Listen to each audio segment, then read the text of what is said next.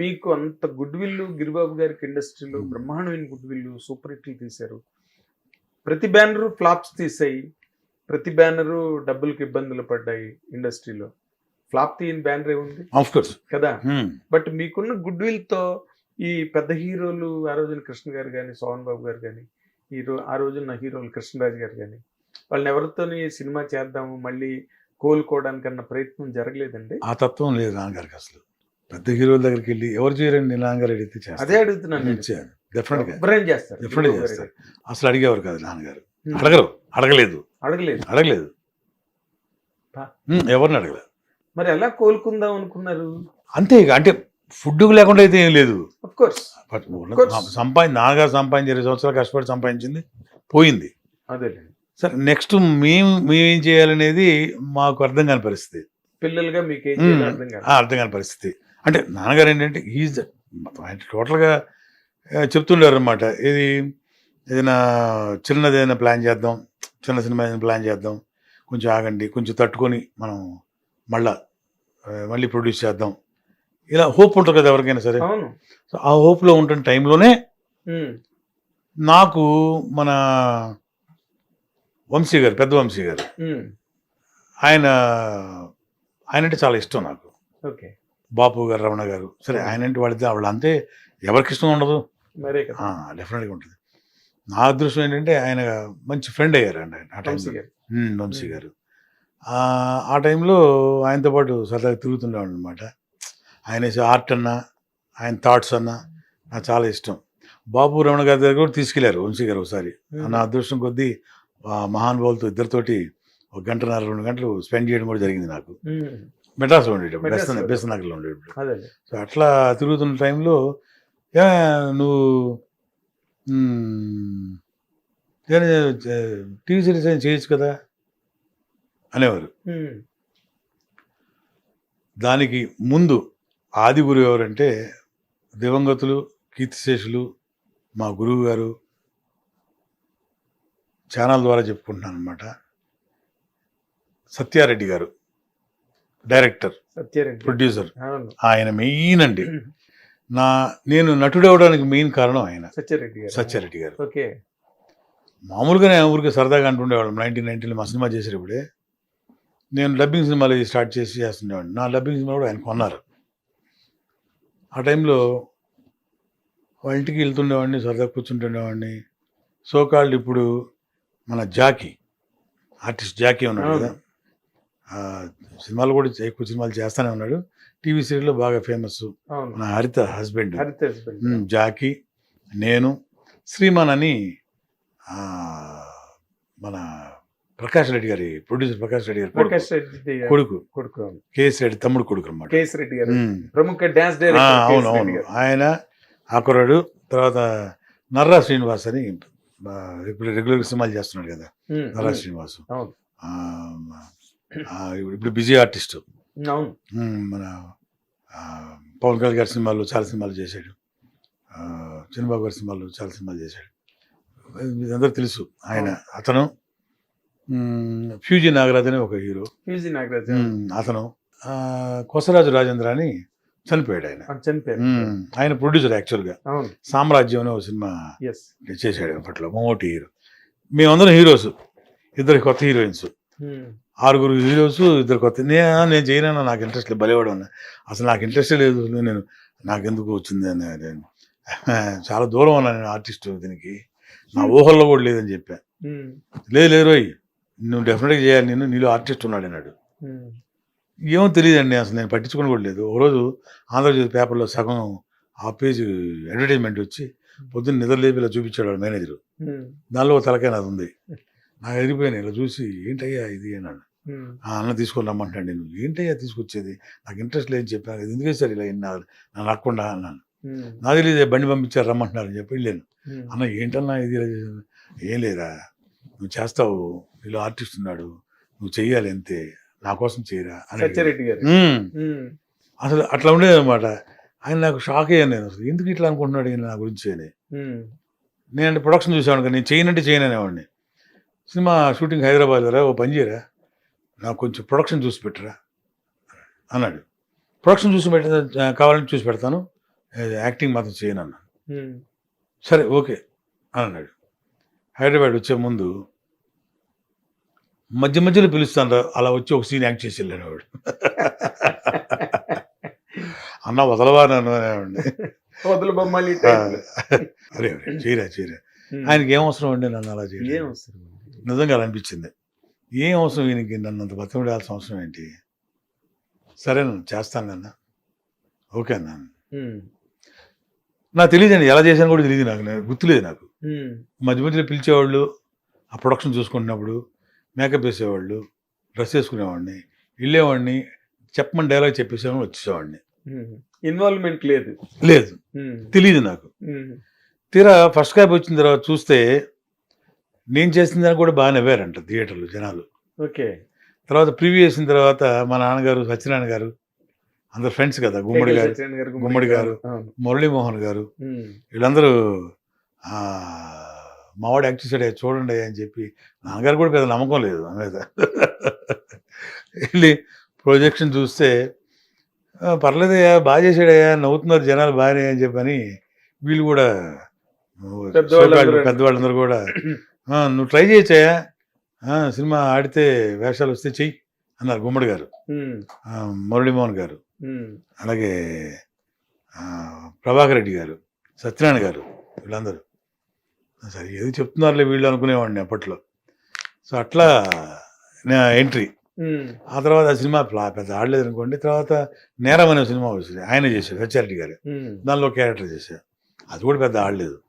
తర్వాత సత్యభామ సరదా కృష్ణులు అని మన పూసల కిషోర్ గారు ప్రొడ్యూస్ చేశాడు, అది కూడా పెద్దగా ఆడలేదు, సగంలోనే ఆగిపోయింది అది.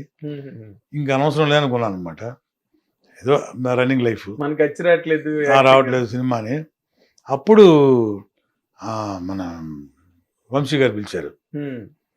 వంశీ గారు పిలిచి లేడీ డిటెక్టివ్, స్నేహ అని ఈటీవీ చేశారు ఇలా వచ్చినాయి, దీనిలో ఒక ఎపిసోడ్ చేయబోయా సరదాగా, నా మాట విను. ఆయనతో పాటు బొమ్మలు గీస్తుంటే, ఆయనతో పాటు ఆయన రాస్తుంటే, రచనలు రాస్తుంటే, నేను ఆయనతో పాటు 12-1 o'clock కూర్చునేవాడిని సరదాగా, పని కూడా ఏం లేదు కదా. అట్లా ఆ లేడీ డిటెక్టివ్లో, స్నేహ, అలా చిన్న చిన్న ఎపిసోడ్స్, జెమినీ టీవీలో కొన్ని ఎపిసోడ్స్, అలా ఏదో జస్ట్ టైం పాస్ లాగా అలా చేస్తుండేవాడిని. అప్పట్లో బాబాయ్, రాళ్ళపాలి బాబాయ్, మన సాయి కుమార్ గారు నాన్నగారు, పిజే శర్మ గారు, అలాగే వంకాయల సత్యనారాయణ గారు, వీళ్ళ ముగ్గురు పరిచయం. రాళ్ళపల్లి గారు మెయిన్. ఇది ఆయన శర్మ గారి దగ్గర తీసుకెళ్ళి, మేము నాటకాలు వేస్తున్నామయ్యా, మాకు నాటక సమాజం ఉంది, వాళ్ళు బాగా చేస్తారు, థియేటర్ రెగ్యులర్గా వేస్తుంటారు. అందులో మన సాయి కుమార్ గారు, మన కిన్నెర, వంకాయల సత్యనారాయణ గారు, సాక్షి రంగారావు గారు, వేలు గారు, అలాగే పుట్టిప్రసాద్ గారు, గొప్ప అందరూ పాత్ర ఆర్టిస్టులు, మహానుభావులు. వాళ్ళందరూ చేస్తుంటే నేను కూడా వెళ్ళి సరదాగా వెళ్ళి చూస్తుండేవాడిని అనమాట నాటకాలు. ఏం పని ఉండేది కాదు కదా, ఖాళీగా ఉండేవాడిని. పొద్దున్న వెళ్ళిపోయి అక్కడికి వెళ్ళి వాళ్ళు చేస్తుంటే కూర్చొని, అప్పట్లో మన ప్రొడ్యూసర్ జయకృష్ణ గారు శాలిగ్రామంలో ఒక హౌస్ ఉండేది, ఆఫీస్ ఉండేది. ఆ ఆఫీస్లో ఆయన కింద హాల్ మొత్తం దీనికి రిహార్సల్స్కి ఇచ్చేవారు. మార్నింగ్ వెళ్ళిపోయి భోజనాలు కూడా అక్కడే. నేను కూడా అక్కడికి వెళ్ళిపోయి పర్మిషన్ అడిగేవాడిని రాళ్ళపల్లి గారిని, నేను కూడా చూడొచ్చా అని. అదేంటయ్యా అలా అంటావు, రావయ్యా నువ్వు అని చెప్పి పిలిచేవారు. అందరు నన్ను అభిమానంగా చూసేవారు. అంటే బిహేవియర్ ఎలా ఉండేది కదా. గిరిబాబు గారు కూడా, అంటే నాన్నగారు కూడా సుపరిచితులు, ఆయన మీద గౌరవం, అలాగే నేను నాకున్న ఇంట్రెస్ట్ అని పిలిచేవారు. ఒకరోజు ఏమైందంటే, ఒక నాటకం, దానికి హీరో చంద్రమోహన్ గారు. చంద్రమోహన్ గారు సడన్గా ఏదో రామానాయుడు గారి సినిమా అనుకుంటా, కారంచేడులో షూటింగ్, దాన్ని వెళ్ళాల్సి వచ్చింది. అన్న ఇలా వెళ్తున్నానయ్యా, నేను కంపల్సరీగా అది ఒప్పుకోవాలి, ఆ సినిమా మంచి క్యారెక్టర్, వెళ్ళాల్సి ఉంది. అమ్మ అదేంటయ్యా, శర్మ గారు, రాళ్ళపల్లి గారు, అది కదయ్యా 1 weekలో మనకి షో ఉంది కదా, మనం ఒప్పుకున్నాం కదా, అది ఇది అని అన్నారు. మరి ఎలా చేస్తాం, మరి కుదరదు కదా, మనకి సినిమా కదా, కొంచెం పోస్ట్పోన్ చేసుకుందాం, అది అంటే కావాలని చేసింది కదా ఆయన. అదే సినిమా తప్పదు. ఏం చేయాలి అనుకుంటున్నారు. అప్పుడు నేను రాళ్ళపల్లి గారి దగ్గరికి వెళ్ళి అడిగాను, బాబాయ్ మాట్లాడొచ్చా, చిన్న రిక్వెస్ట్ అన్నా. ఏంటన్నారు, మీరేమనుకోకపోతే ఆ క్యారెక్టర్ నేను వేయొచ్చా అని అడిగాను. చాలా డేరింగ్. చంద్రమోహన్ గారు లాంటి ఆర్టిస్ట్ చేసిన వేషాన్ని ఏమో తెలియదు, అది వెళ్ళి అడిగాను. వాళ్ళు షాకు. రాళ్ళపల్లి గారును విజయ శర్మ గారు, ఏంటి ఆ క్యారెక్టర్ చేస్తావా నువ్వు, ఏది అది చంద్రమోహన్ క్యారెక్టర్ చేస్తావా, హీరో క్యారెక్టర్ ఏమనుకుంటున్నావా నువ్వు అన్నారు. 2 గంటల నాటకం అది, ఫుల్ ప్లెజ్డ్. అంటే నేను ట్రై చేస్తాను అన్నాడు. ఇదేంటే ఎలా అంటున్నాడు అన్నాడు. మరి ఓ పని చేద్దాం, ఆ సీన్ స్టార్ట్ చేయండి అన్నాడు. అంటే 2 నెలలు కంటిన్యూస్ వాళ్ళు రిహార్సల్ చేస్తుంటే ఊరికలా చూస్తూ ఉండేవాడు అనమాట. ఎగ్జాక్ట్లీ. టిఫిన్ అక్కడే, భోజనం అక్కడే, ఈవినింగ్ స్నాక్స్ కూడా అక్కడే, అలా చూస్తూ ఉండేవాడు అనమాట. ఎందుకో తెలియదు, ఎక్కడ ఎక్కేసిందో ఎప్పుడు ఎక్కేసిందో తెలియదు నాకైతే. నాకు కూడా తెలియదు, కాన్ఫిడెన్స్ మీద అడిగేసి అంతే. అదంటే ఏంటంటే వెళ్ళిపోయి నాకు తెలియకుండా అడిగేశాను, స్టార్ట్ చేయండి అన్న. సీన్ స్టార్ట్ చేశారు, చూసి అయిపోయింది, సీన్ అయిపోయింది. అక్కడక్కడ చిన్న చిన్న పొరపాట్లు జరిగినా కూడా, ఎప్పుడు నేర్చుకున్నావా నువ్వు అని అడిగారు. నాకు కూడా తెలియదు, బాగానే వచ్చిందా అని అడిగాను. వలవాడే నువ్వు రేపొద్దు నుంచి కంటిన్యూస్గా మనం రిహార్సల్స్ ఓన్లీ నీ సీన్సే చేద్దాం వరుసగా.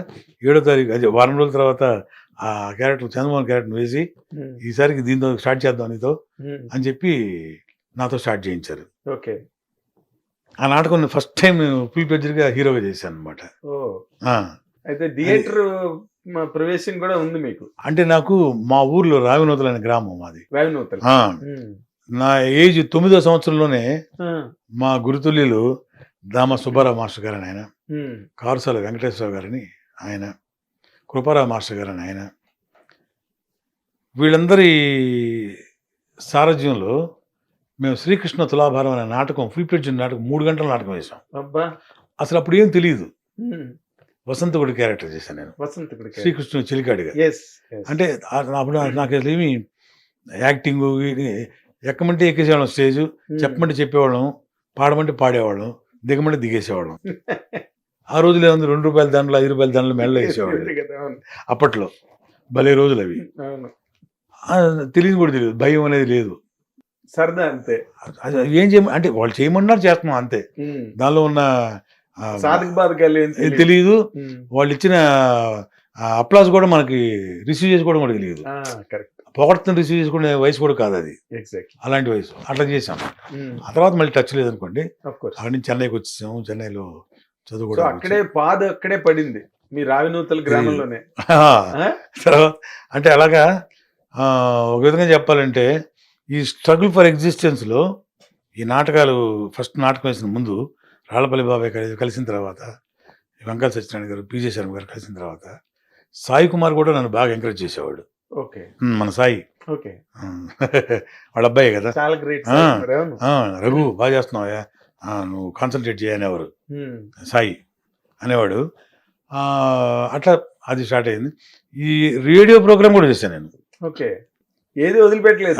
చెన్నైలో రేడియో ప్రోగ్రామ్ ఉంటుంది కదా, పండగలకి, ఉగాదికి, దీపావళికి, ఇట్లా సంక్రాంతికి. నన్ను కూడా నన్ను కూడా తీసుకెళ్ళి ఆ ప్రోగ్రామ్ కూడా చేయించారు ఎవరు, రాళ్ళపల్లి గారు. ఆ తర్వాత మెల్లిమెల్లిగా వంశీ గారు పిలిచిన తర్వాత, ఆ లేడీ డిటెక్టివ్ స్నేహ చేసిన తర్వాత, అంటే అప్పటికప్పుడు ఇన్స్టెంట్ అప్లాస్ తప్పితే దానివల్ల సినిమాల్లో వచ్చిన వేషాలు ఏవి లేవు నాకు. ఓకే, అక్కడి వరకే అది పరిమితమైంది అంతే. ఆ నారదగాన సభలో, మ్యూజిక్ అకాడమీలో ఈ ప్రోగ్రామ్స్ అని చేసేవాళ్ళం. రేడియో స్టేషన్ వాణిమాల్ ఇప్పుడు చెన్నై రేడియో స్టేషన్కి వెళ్ళి రేడియో ప్రోగ్రామ్స్ చేసాం. సో అంతవరకు అయిపోయింది. ఈ సినిమాల్లో ఏదన్నా నాకు క్లిక్ అయ్యి నేను అవకాశం దొరుకుంటుంటే వేరే విధంగా ఉండేది, అవ్వలేదు. అది టీవీ సీరియల్స్ వరకు పరిమితం అయిపోయింది. అప్పట్లో ఉప్పలపాటి నారాయణరావు గారు వీళ్ళందరూ పరిచయస్తులు మనకి అందరూ. నాన్నగారు డేట్లు నేను చూసేవాడు కదా. సో అందరు ప్రొడ్యూసర్స్, అందరు డైరెక్టర్స్ నాకు తెలుసు. సో అందరితో ఫేస్ టు ఫేస్ పరిచయాలు ఉన్నాయి అంతవరకే. అయితే నా లైఫ్కి ఏం తోడ్పడలేదు అవన్నీ. అది టిల్ 98 వరకు. ఆ 98లో నరేష్, మన సీనియర్ నరేష్ ఉన్నాడు కదా, విజయనగరం గారు అబ్బాయి, ఆ, నరేష్ నేను క్లాస్మేట్స్. ఓకే. ఇది చెన్నైలో. చెన్నైలో. ఈ 10th 11th 12th classes, bench mates కూడా. ఓకే. తను కూడా నాకు బాగా పరిచయంగా, తను ఆల్రెడీ హీరో అయిపోయాడు కదా అప్పటికే. అవును. తను మంచి ట్రావెల్ మాది. ఓకే. మన జేసీ గారి బ్రదర్స్, బుచ్చి, చిన్న బుచ్చి, పెద్ద బుచ్చి, జీవిత గారి తమ్ముడు, పాపం తను ఈ మధ్య పోయాడు, మురళి, తను, మేమందరం మంచి ఫ్రెండ్స్ అనమాట మెడ్రాస్లో. అయితే ట్రావెల్ అయింది ఎవరంటే నరేష్. నరేష్ మంచి హీరో అయ్యాడు, పెద్ద హీరో అయ్యాడు. అప్పట్లో వాళ్ళ ఓన్ బ్యానర్ మీద సీరియల్ చేశాడు. నన్ను వదిలిపెట్టకుండా, మర్చిపోకుండా, నేను చెన్నైలో ఉంటే హైదరాబాద్ పిలిపించి అతను సీరియల్లో వేషం వేయించాడు నాతో. నేను చెప్తున్నా 97లో. అట్లా ఏదో అడపాదడపా అలా చేసుకుంటూ వచ్చాను తప్పితే బ్రేక్ అనేది లేదు. ఉప్పలపాటి నారాయణ గారు తీసిన వసంత కోకిల సీరియల్, అది నేను మామూలుగా మన వక్కంత వంశీ ఉన్నాడు కదా, అతను నేను శివాజీ రాజా, మన శివాజీ రాజా, నేను శివాజీ రాజాకి మన కిషోరు వాళ్ళ బామర్ది, బ్రహ్మాజీ, ఆవతి ప్రసాద్, హరిప్రసాద్, మేమందరం ఒక చోట కలిసి మధు ఫిల్మ్స్ యాక్ట్ చేసిన ప్రతి ఒక్కళ్ళు కూడా అక్కడ కలిసేవాళ్ళం మా ఇంటి దగ్గరే. అదొక అడ్డాలాగా. ఆ పరిచయం తోటి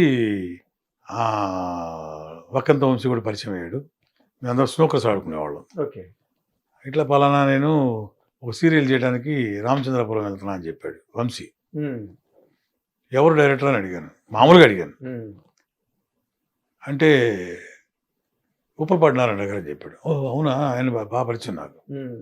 నేను అడిగాను, ఊరికే అడిగాను చెప్పు, చాలా రోజులు కలిసి ఆయన్ని, జస్ట్ అడిగానని చెప్పు అని. అలాగే అలాగే బావా అన్నాడు. బావా అంటాడు. అలాగే అన్న. వెళ్ళాడు.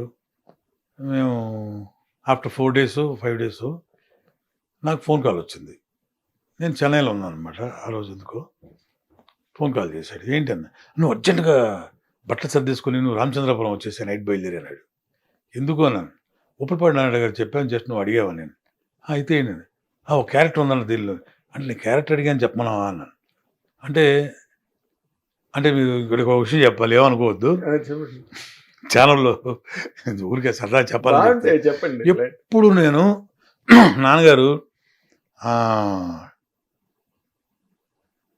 క్యారెక్టర్ ఏదైనా ట్రై చేయొచ్చు కదా నువ్వు అని అడిగేవారు.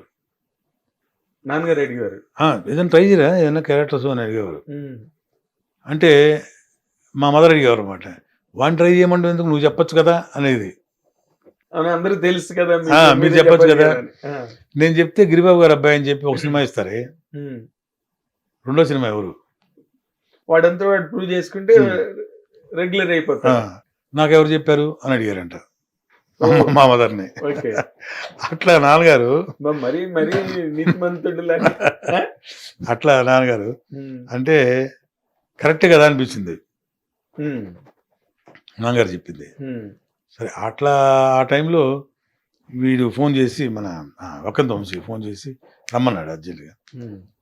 రామచంద్రపురం నైట్ బయలుదేరి వెళ్ళాను. సరే పిలిచారు కదా ఊరికే వెళ్ళి కలిసి ఏంటి అని అడుగుదామని. మంచి క్యారెక్టర్ ఉంది రఘుబాబు గారు, మీరు చేయాలి అని. సరే సార్ మీరు పిలిచారు కదా, చేయమంటే చేస్తాను సార్ అన్న, చేయండి అని చెప్పి. అది చాలా పెద్ద సక్సెస్ అయింది ఆ సీరియలే. పెద్ద హిట్. అప్పట్లో పెద్ద వ్యాపారవేత్తగా ఎవరు, ఆ సినిమా ఆ సీరియల్ ప్రొడ్యూసర్ ఎవరు అనుకుంటున్నారు?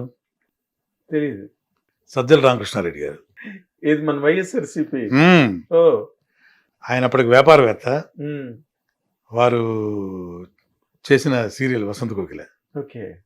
సరదాగా ఆయనకి అంతే, జస్ట్ ఆయన ప్రొడ్యూస్ చేశారు. అదే ఫిల్మ్స్ ఎప్పుడు లేదు, సరదాగా వాళ్ళ సిస్టర్ కన్సర్న్ లాగా చేశాను.